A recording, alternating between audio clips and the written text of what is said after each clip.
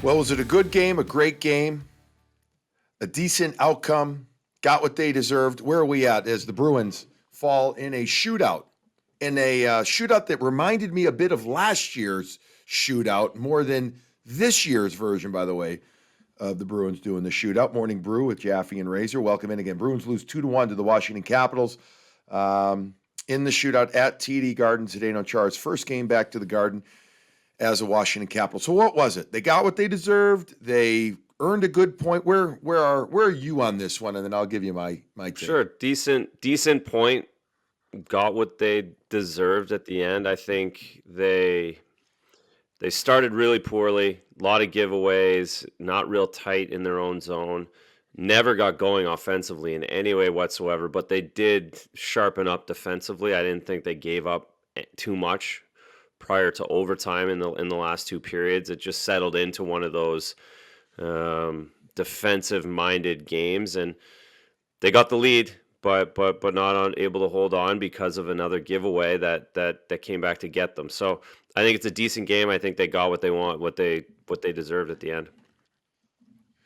Yeah, I was watching in the first period, and we did our little in between first and second period chat with some fans, and that was a great time.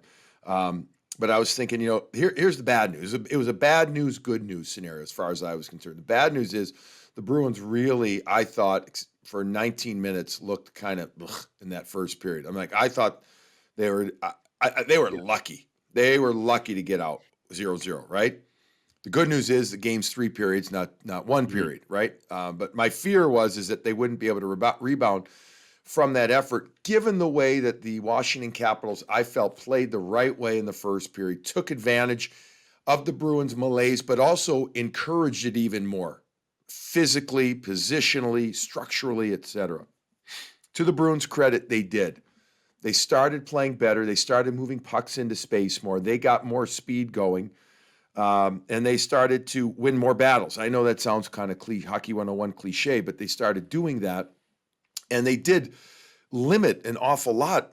At one point, I'm like, oh my God, it's 11-8 the shots. That was it in the game. And I'm like, I'm like, stop being such a negative ass and just understand that, okay, it was not a good first, but they're getting better type thing. But one thing that kept haunting me or questioning Razor, when it's all said and done and seeing the way the Caps played, can the Bruins hang with this type of team in a 7-game series? Though that's what, as these teams are constructed right now, I kept thinking, man, oh man, if the Bruins, there's no margin of error for them against this Cap team. Well, I think they should be. It's what's getting frustrating is secondary scoring. We'll go through it again. You look at the depth up front and not having Charlie Coyle in the lineup tonight, but you still look and you just want. I'm agonizing for more from some of those guys out there, and it's just not enough. And who got you going the most? I mean, Let's give me Rusk one or two guys. He's the lightning rod right now, and it's easy to pile on him. And I'm not piling on his effort.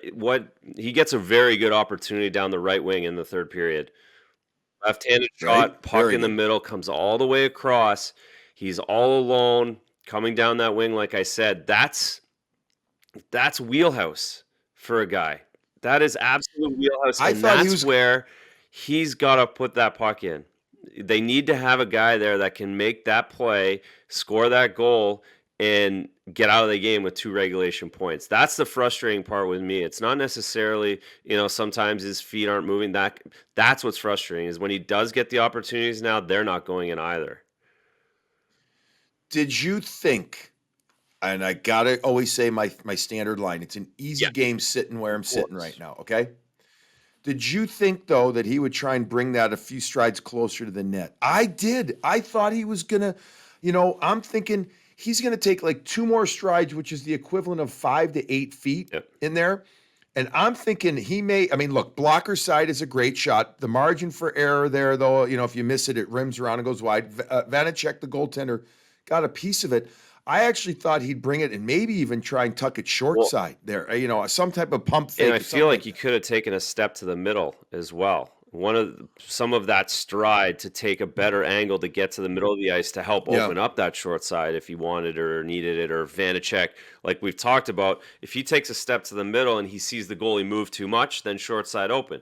If he takes a step to the middle and the goalie doesn't move, then he's got far side. It's just, I think he just kept going straight down the wing, which took some of that advantage that he had away. But again, whether he's doing that or his release or whatever it is, it's not good enough for what's supposed to be your second line winger. I just feel like other teams are having that opportunity, and their goalie needs to make a bigger save to keep it out of the net than what Vanacek did. What about Craig Yeah. Smith? What about Craig? Same I thing. mean, Yeah, he's another $3 million guy yeah, they brought in to help with secondary scoring, and I didn't see him tonight. Again, I didn't notice. I saw a few hard shifts. I saw a few puck retrievals, but if I remember correctly, and I'm going to just pull it up here right now, one Yeah, and shot, that's one one attempt. attempt, and that's not it. And he's playing on the second line with David Krejci. He's and it's not these aren't effort things. These aren't character things. It's actually the offensive ability to change. They need these guys to score. So it goes back to your whole question of can they hang? They should be able to hang if these guys can, but they have to have better efforts. And I do think that I think the talent's there, I guess. I just feel like they need to Mhm. capitalize on it. What about hanging with this team without more physical size? I really liked Nick Hmm. Ritchie's game again. I did. I noticed him. I'm fine with it. You know, um, but without Lausanne, we know he's going to be back. But without Lausanne, And without Coyle. Miller and Coyle, right, and Coyle. But I don't know on the back end, man, if they can hang. You know, I know they bring in Jared No. Tenorti, but that's Yeah, depth. That's what that is. That's depth yeah. there, man. Well, Razor, it's the importance of two guys that are willing to hack and whack and to battle in front is against a team like this to help kill mhm. cycles is huge. I mean, there's one thing to be able to move the puck. A lot of times, you know, a guy like McAvoy needs a guy to run interference or to just be in an area enough to just impede the progress of an opponent just enough to allow him to exit the zone with the puck. I mean, that's where the size factor comes in for me, especially those little battles around the net. Agreed. And to that point, there should be enough there. And that's another reason to get these guys going up front. And you talked about it in the intermission that we did with fans, is you need these guys going to make them more lucrative if you want to try and get a top end physical defenseman in the next few weeks. Yeah. Because listen, that's a premium. Every team wants one of those guys come trade deadline, who's a good player, a good team who has aspirations of going on a run, or looking at the bottom teams and what kind of physical defenseman they have. And so you're going to need pieces that other teams want, and if your guys aren't scoring, then it makes it harder to make these deals that we want the Bruins to make at some point here in the next 4 weeks. So one guy who's not having an issue with the physical play, in fact, I maybe argue in this game needs to watch it a little bit, or not watch the control it just a teeny bit. Is Trent Frederick quickly becoming a fan favorite for obvious reasons? And I've always liked the kid. All right, he's got some Yep. balls, man. He does. He does, and He might have Pelokos, as I one like to less say, he's after got. tonight, but You're right, dude. Oh my God, wow, that was it's a a high note. shot. I mean, so let's talk about that for a second. That's he Ovechkin was thinking about him. Hmm. So on the one hand, don't you tip your helmet to the guy and you're like, "Hey, kid, good job with Ovechkin." On the other hand, Alexander Ovechkin ain't going to have to do anything Yeah. with him, right? I mean, what are you dropping your gloves for there? Is he going to say he didn't know who it was? I No, wouldn't I'm buy not that. buying that. You know, when you're in the corner with Alex Ovechkin, everybody knows when they're in the corner with Alex Ovechkin. It's fun. I was watching. I'm doing the exact same thing you just did, going back and forth on. Yes, you love having this kid that he gets it. He's figured out. And this is, he's taken the Wilson playbook on how to become an NHLer, the almost the Brad Yep. Marchand to a certain degree on how to become and stick around in the NHL and be valuable for your team. And part of that is all of that tonight. Um, and then the other part of me is like, you got to be careful because you don't want Wilson going after Bergeron. You don't want Wilson going after Right. Marchand. You don't want Wilson going Right. after McAvoy, and that opens that up. What he did tonight. It's not necessarily that Wilson's going to jump over the boards and go get him. Wilson's going to jump over the boards and try and lay a licking on someone else. And you saw that physically. You saw Dylan almost run Bjork over right after that. You see guys Mm-hmm. trying to take on a skill guy. They're not necessarily going for Frederick, and that's where there's that line where you don't need to grab the Hall of Famer. That's the but Mm-hmm. and again I go back and forth, and then he goes and grabs Wilson in the corner in the third period. They're going at each other like he's not backing down from anybody. So in that respect, um, I'm impressed with how he's figuring it out to make a name for himself in the NHL. He's just and he's going to have these kind of mistakes, I guess. You're on the edge, and sometimes you go over it a little bit. But so all in all, I'm with you. I was back and forth with it all night tonight. Well, okay, at least he got coincidental minor Yep. penalties. However, like the Twitter, the hockey Twitterverse or Bruins Twitterverse, most of them were upset that Ovechkin should have just gotten the only penalty. The problem is you're giving two cross checks to a guy. Now, it wasn't, by the way, the two cross checks are not as egregious as a stick hitting the high note. It just is not. I mean, that's a BS Yeah. play. It's happened to all of us. Actually, you're a goalie. No, I don't I know if it's don't think I happened to got you or one. not, I just get pucked there. but right, exactly. Which that's why you guys were. I Were was you a a double double cup. cup or a I triple cup? wasn't until and then I turned pro and realized I should probably get a double cup. Yeah, Oh my God. double Yeah, cup I don't was blame no you. joke. Um, but that right there was a double cupper. I mean, that was a good. That was Was a a good double one. That cupper. Yeah, it was that he yeah. got. Um, Frederick handled it well. Yep. It for it looked like for a second he was doing some, what was it, the Yeah, Lamaze he class they heavy used to call breathing. it for Yeah. birthing. Well, Heavy breathing. Right, he got through it, but then he was smiling, which is to your point, the book on how to really yep. aggravate somebody.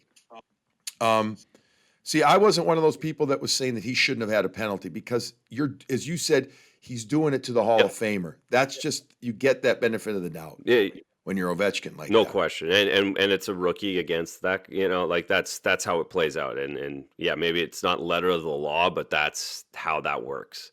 And don't forget, And off air, Frederick dropped his gloves in the defense, like right, right. technically that's unsportsmanlike conduct, and the whistle should go, and he should go off for 2 minutes for that too. So there's a bit, that's where that comes from as well. The referees are all humans, and they saw all of that, and it's just a matter of evening it up. But your point about figuring out a way, what he has to do to stay in the league, is really a Mhm. talent. It It is is. It's a skill absolutely. for it is because it's something that I don't know if enough people understand, and I don't even mean just for the NHL. I mean for every level that you go up. It's a hard thing. And see, Frederick, I think, always had the ability, but yet he had to fine tune some skills. He had to become a better skater. He's worked an awful lot with Kim Brandvold, knee bend, excel, that kind of power. Always tougher for a bigger guy. He's done the stuff that he's needed to do there. But then it's the mindset of, I'm going to do what it takes to stay in the league. It's called desire, Mhm. quite honestly. And that's a hard thing sometimes for kids and for players to understand. At any level, you have to have that. You have to have the desire to get into, if you're Trent Frederick, to go do those things, and he does it willingly. And not everybody could be like that. It just can't. So that's a real skill, a real ability that he's been able to bring out already. 100%. It's and that's why they're in the NHL. These guys have gotten to that level. It's desire, but there's only one guy out on the ice tonight doing that. And listen, the Bruins, there's a Hmm. few other guys in that lineup that are on the edge that weren't doing it. And that's the separation factor. Yeah. What question? Are the Bruins losing identity of their fourth Yep. line in that they were so good for so many years, and I wonder if Wagner's hurt a little bit or coming off of something. I don't know. I mean, he only played 7 and 40 in this game. He didn't play the previous game. I don't know. Um, you know, Corrali hasn't, at least in my eyes, and I mean, I couldn't be I fully admit, I fully endorse Wags and Corrali. I love the guys, right? Love them, but I want them to succeed. But like Corrali, he's been great in the faceoff circle. I'd like to get more out of him. I'd like to see more out of him. Bjork has been one of those conundrums this year, the enigma, along with DeBrusque. He didn't play much, as he played only 9 minutes in this game. But are they losing that identity a little bit of that I fourth line? feel like it's been lost a little bit. I think we haven't talked about it. I haven't heard it anywhere. I think the loss of Nordstrom is a little bit bigger for that Does fourth line than what was given credit for over the summer. he was harder on pucks and players and people gave And him very credit for? good defensively. Very, I mean, blocked everything, got in lanes everywhere, Yeah. got in on forechecks. He was more of a straw that stirred that line that I think he was given credit to, especially now in hindsight, looking at what's not there, right? You look at what's the difference between last year and this year, and Nordstrom's the guy, and I think he was very valuable for that line, and I think that's where that identity's lost a little bit, and Hmm. not having that unit and not having them be as consistent. It's just not the consistency isn't there, and I think that goal tonight No. is a perfect No. example of that. That Corrali giveaway, you could throw those guys out there every third period in a 1-0 lead in the past few years, and they're not giving the puck up. They're getting everything in deep. They're probably going to create a whistle in the other end. They're going to create an icing in the other end, and that's going to kill another 2 minutes off the clock and get them closer to the victory. And that's that's happened too often. What we saw tonight from that fourth line. Yeah. I think they thought Anton Bleed or hoped perhaps would take that role, but Nordstrom's Hmm. smarts. I don't think I don't. It's not that the Bruins management didn't appreciate him. I just don't think they were going to sign him to 1.1 Yeah, million and again he had to or whatever he made. go I mean, get the that's what it money, was. but the smarts and the smarts that he has that fit the identity of this team just perfectly, Yeah, perfectly. yeah. All right, couple of other things to get to. I want to get to Tuukka, and I will in a minute here. But Marchand to Bergeron, beautiful goal, great. Getting the puck, classic 2-on-1. You wait, you get it to a right spot, bullet pass, similar yet different. How's that for analysis? To the Yeah. Tahoe goal, coming down left side, finding. But obviously, they were a little further apart this game than they were in Tahoe, where feet. I'm talking about a couple of feet closer in Tahoe there, but and Bergeron and Pasternak didn't have to deal with the glare of the sun in this one, but just the instincts, the passing of Marchand, the timing. The goalie has to, even though the goalie, I'm going to guess Vanacek or if Raycroft was in net, knew that there was a great chance that pass was coming across. You can't cheat. If you're cheating over there, Marchand's deadly enough that he can snipe Yeah, out of he's corners. he's very good at deception, and so you have to honor Mhm. it, and you have to be honest with him all the way down that wing. And then for Pasternak, his ability to find a hole, for that to go in on it, it's something you can't teach. When he shoots the puck, it just finds a way to go in. It goes in under Vanacek's pads, and Vanacek's going to try and expecting it to go mid to the top shelf, where you would expect a 50-goal scorer to shoot it. But it's like Brett Hall and the best scorers in the league. They just get it on net. They put it right along the ice where guys can't get down quick enough, or it's every way they score differently, and it's fun to Mhm. watch. But you can't teach it. No, no, that's just it's practice in the sense of mastering the shot, the release, etc. But that Mhm. instinct, I tell you, I don't even know how you break it down. I I know. I would always I want to do an in-depth dive. I want to sit down with Pasternak and I just like the kid anyways. I just want to sit down with him, have fun, talk to him. But or a sharpshooter like that, like a Brett Hull, as you mentioned, and give him an iPad and sit down to him next to him and said, "What do you see? What are you thinking at this moment when the rest of us are just seeing Yeah. pads? What are you seeing? What are you thinking? How do you know that this guy's going to move his arm from here to here, and that's just going to be enough to move the puck in?" It's really amazing to me what they do. Speaking of amazing, Tuukka Rask made some amazing saves. 28 shots total, 27 saves. I felt though it was more. I would say this felt to me more like a 35 save type of game, meaning some of the big ones that he had to make. Um, I thought, he didn't get the number one star in arena. I would have given it to him. I thought he was excellent, but I know the Bruins Yeah. didn't win, so maybe that's why I think they gave it to him. Yeah, he had the off night, and well, he gave up 6 goals. I wouldn't even give him an off night on that one. That was just an ugly six, typical goal. But he's Right. bounced back, and tonight he was real sharp off the bat. He kept them in it in the first period. A great save on Wilson from the pass from Ovechkin. A couple 2-on-1s they had. He was just back to playing, not moving, making it easy, do nothing. Puck was Yeah. hitting him, and he's done such a good job in overtime on those 2-on-1 plays, on reading those plays, on getting that pass, getting over. He did it twice again tonight.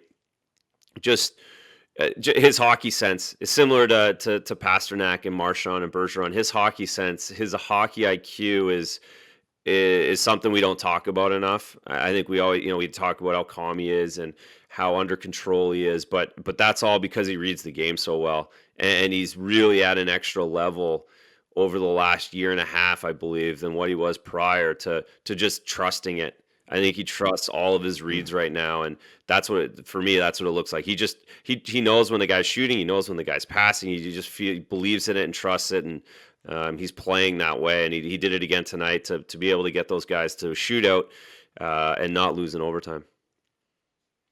So you play the Caps again on Friday, and do you go back with Tuukka, whose career record, and I think it's like 3-11, and I don't remember. So it's not good against Caps, right? Sorry, folks, I don't have my notes in front of me, and I suck at numbers. Do you go? What do you think? A ton of games. This was the first of 15 in the month of March. Do you go to Halak and then you go back to Tuukka on an early Sunday, or do you go Tuukka, Halak, Tuukka? I got to imagine Tuukka's going to get 9, if not 10, of these starts. 9 for sure, I would say. So, I mean, I wouldn't be surprised to see them go back to Halak on Friday, sticking with the 1 game a week scenario for Halak. If Halak doesn't play Friday, that pushes him to 9-10 days not playing. Where he plays Friday, that goes Friday to Friday. He played last Friday, he plays this Friday. That's 7 days. They've seemed pretty disciplined with that.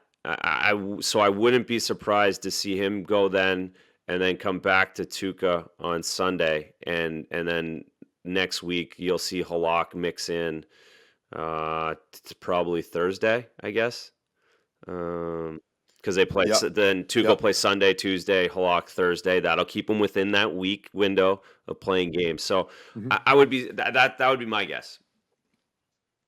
I would think so too. As well as Tuukka played, I think it'd be interesting to me if the Caps go with the youngster Samsonov or if they go with Vanacek, who doesn't look nearly as technically sound to me, but I will give the kid credit. He's an older, young he's a player. pro. He battles and he's a pro. He battles. Yeah, I'll give him that. Let's wrap it up with Chara, a pro, a real pro.